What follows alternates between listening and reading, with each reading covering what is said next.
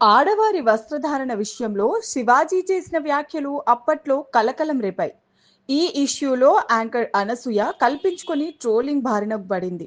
ఇక ఇదే ఇష్యూలో శివాజీ క్షమాపణ కూడా చెప్పడంతో వివాదానికి ముగింపు పడింది. అయితే ఈ ఇష్యూలో శివాజీకి మద్దతు తెలిపిన వాళ్లే ఎక్కువ ఉండటం విశేషం కాగా, తాజాగా ఈ విషయంపై మరోసారి స్పందించారు శివాజీ. జర్నలిస్ట్ జాఫర్ కి ఇచ్చిన ఇంటర్వ్యూలో శివాజీ ఆసక్తికర వ్యాఖ్యలు చేశారు. అనసూయ, యూట్యూబర్ అన్వేష్ లాంటి వాళ్ళని ప్రకృతి చూసుకుంటుందని అంటూ తనని అర్థం చేసుకున్న ప్రజలకు ధన్యవాదాలు చెప్పారు. ఇదే ఇంటర్వ్యూలో బిగ్ బాస్ హోస్ట్ నాగార్జునని శివాజీ బాబుగారు అని అనడాన్ని జాఫర్ వ్యతిరేకించారు.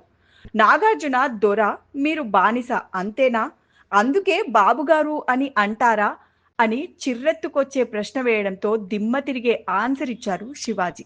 నటుడు శివాజీ సెకండ్ ఇన్నింగ్స్ మొదలైంది బిగ్ బాస్ తోనే. బిగ్ బాస్ సీజన్ 7 కంటెస్టెంట్ గా వెళ్లిన శివాజీ ఫైనలిస్ట్ గా నిలిచి టాప్ 3తో సత్తా చాటారు. ఆ సీజన్ లో హోస్ట్ నాగార్జునని బాబుగారు అని పిలిచేవారు శివాజీ. అప్పట్లో చాలా మంది మేధావి జర్నలిస్టులు సైతం శివాజీ ఏంటి బాబుగారు అంటున్నారు అంటూ విమర్శలు గుప్పించారు. నిజానికి ఆ సీజన్ పూర్తిగా చూస్తే నాగార్జునని శివాజీ ఎందుకు బాబుగారు అని అంటున్నారో తెలిసేది. కానీ హాఫ్ నాలెడ్జ్ బుర్రలతో విమర్శలు గుప్పించారు కొంతమంది మేధావి వర్గం. అయితే ఇప్పుడు జాఫర్ కూడా బాబుగారు ఏంటి, మీరేమైనా నాగార్జునకి బానిస అని అడగడంతో గట్టిగానే కౌంటర్ ఇచ్చారు శివాజీ. బాబుగారంటే బానిసత్వం కాదు, కృతజ్ఞత. నాగార్జున గారిని నేను బాబుగారు బాబుగారు అని అన్నానంటే అది బానిసత్వపు ఆలోచన కాదు. నేను ఇండస్ట్రీకి వచ్చినప్పుడు నాకు తెలిసింది అన్నపూర్ణ స్టూడియోస్ మాత్రమే. ఆ స్టూడియోకి చిన్నబాబు గారు వస్తారని వందల మంది ఆశగా ఎదురు చూసేవారు. ఆ వందల మందిలో నేను ఒకరిని. నా ఎదురు చూపులు ఫలించి నాకు ఆయన పని ఇచ్చారు. అప్పటి నుంచి ఆయన్ని బాబుగారు అనే పిలుస్తా. అది బానిసత్వం కాదు, కృతజ్ఞత. ఆయన నాకు సినిమాలు ఇచ్చారు. చాలా సందర్భాల్లో ఆదుకున్నారు. అన్నపూర్ణ స్టూడియో వల్ల నేను లాభపడ్డాను. నాకు అండగా నిలిచిన వాళ్ళకి గౌరవం ఇస్తే తప్పేంటి? నేను ఆయన్ని మాత్రమే కదా బాబుగారు అని పిలిచేది. ఇంకెవ్వరిని పిలవలేదు కదా. సార్ అనే అంటాను. చిరంజీవి గారిని చిరంజీవి గారనే అంటాను. కళ్యాణ్ బాబు గారిని కళ్యాణ్ బాబు గారనే అంటాను. ఆయన బాబుగారు అంటే అందులో బూతు లేదు. గౌరవం, కృతజ్ఞత మాత్రమే ఉంది. దాంట్లో బానిస, దొరతనం ఇవన్నీ చూసే వాళ్ళని బట్టి ఉంటుంది. నేను సెల్ఫ్ రెస్పెక్ట్‌ని కోల్పోను. ఎంత పెద్దవాళ్ళైనా కారణం లేకుండా మూత కార్యక్రమాలు చేయను. నేను ఖచ్చితంగా అందరినీ గౌరవిస్తాను. పరిశ్రమలో ఉన్న ప్రతి ఒక్కరిని గౌరవిస్తాను. అప్పుడే నన్ను తిరిగి గౌరవిస్తారు. అదుపు తప్పి మాట్లాడను. వాళ్ళని ప్రకృతి వదిలిపెట్టదు. మహిళలు వేసుకునే డ్రెస్‌ల గురించి జడ్జ్ చేయడం అనేది తప్పు.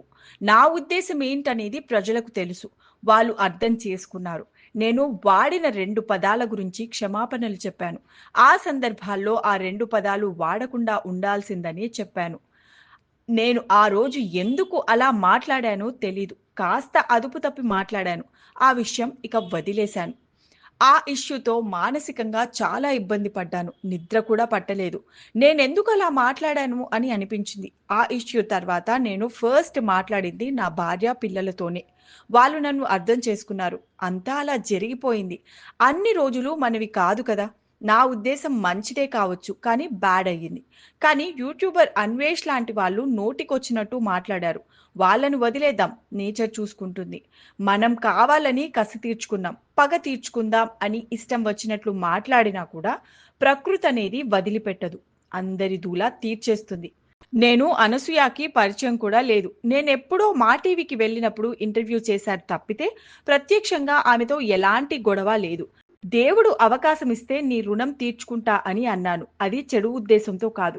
ఈ దేశంలో ఏ మగాడైనా కూడా ఆడాళ్లను కించపరిచేలా మాట్లాడతాడని నేను అనుకోను. విమెన్ కమిషన్ ముందుకు వెళ్ళినప్పుడు నాకు తెలిసిన నాతో ఉన్న వాళ్ళే కంప్లైంట్ చేశారని తెలిసేసరికి షాక్ అయ్యాను. వాళ్ళ పేర్లు చెప్పడం కరెక్ట్ కాదు. వాళ్ళకి ఆ గౌరవం ఇస్తాను, వదిలేద్దామంటూ చెప్పుకొచ్చారు శివాజీ.